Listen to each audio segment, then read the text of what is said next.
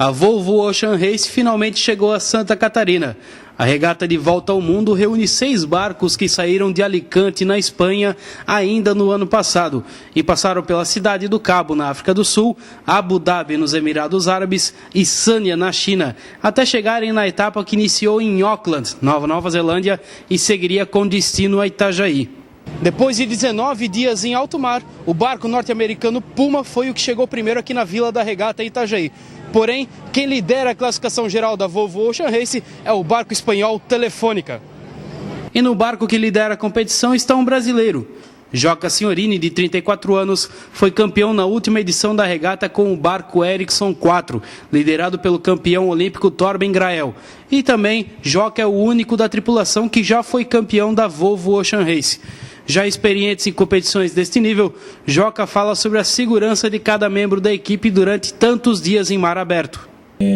Numa noite a gente deu uma embicada muito forte e geralmente esses barcos, quando embicam, realmente a onda passa varrendo tudo. A gente, a partir de uma certa condição, a gente usa um cinto de segurança, onde a gente tem alguns pontos no barco que você realmente está fixo ao barco, né? Então se a onda vem e te leva, você está seguro.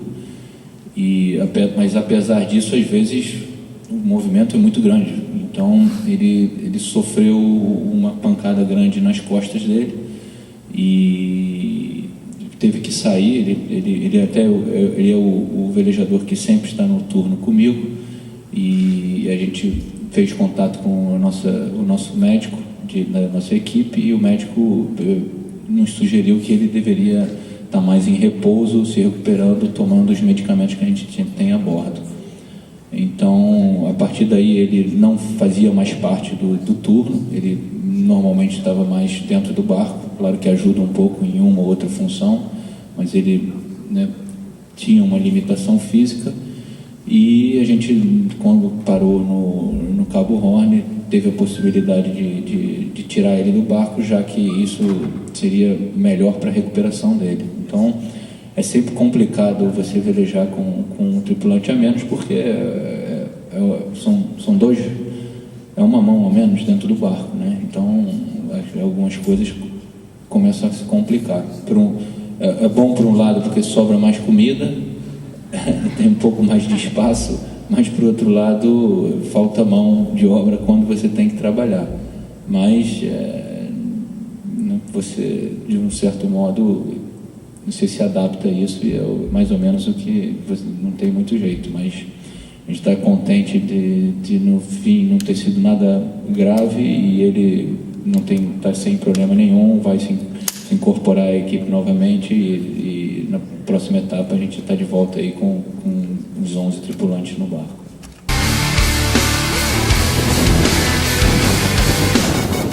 Então, esse barco é um barco, apesar de a gente dar a volta ao mundo nesses barcos, eles são bastante frágeis. Então, chega numa hora que você realmente tem que optar. Ou você opta por estar seguindo, puxando o barco o máximo de velocidade possível, ou você começa a levantar um pouquinho o pé e opta por ter um modo um pouco mais seguro para preservar o barco.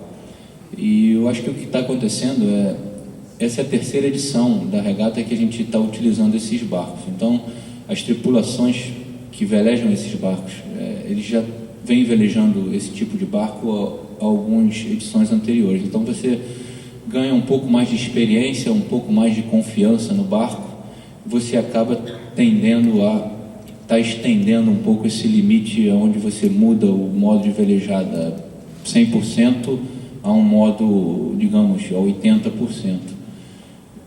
Junto com isso, essa regata, apesar de a gente ter, acho que de 6 equipes, 5 equipes realmente são muito fortes e se prepararam muito bem para a regata e colocaram muito esforço em fazer os barcos o melhor possível em termos de performance e velocidade. Então, essas 5 equipes tendem a estar puxando o barco a um limite mais, assim, digamos, extremos. Então, eu acho que a combinação desses dois elementos, eu acho que estão fazendo com que cada vez a gente esteja puxando mais, né, a equipe de construção puxa o barco para um extremo, digamos,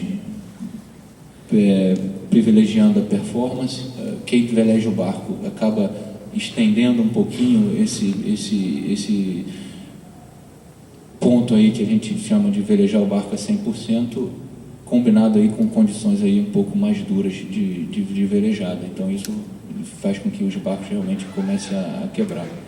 Eu acho que o Puma foi até o barco, no momento que as condições ficaram duras, foi, eu acho que o primeiro barco a levantar o pé. Eu não sei se eles fizeram isso de propósito ou se eles tiveram algum problema e foram os primeiros a levantarem o pé, mas acabaram sendo os barcos vencedores. Então tem esse ponto aí que é importante nessa regata também. A Vila da Regata em Itajaí fica no Pavilhão da Marejada e conta com diversas atrações gratuitas para os visitantes, desde brinquedos infantis a simuladores até um cinema 3D instalado para o período de funcionamento da Vila da Regata, que parte no dia 22 com direção a Miami, nos Estados Unidos.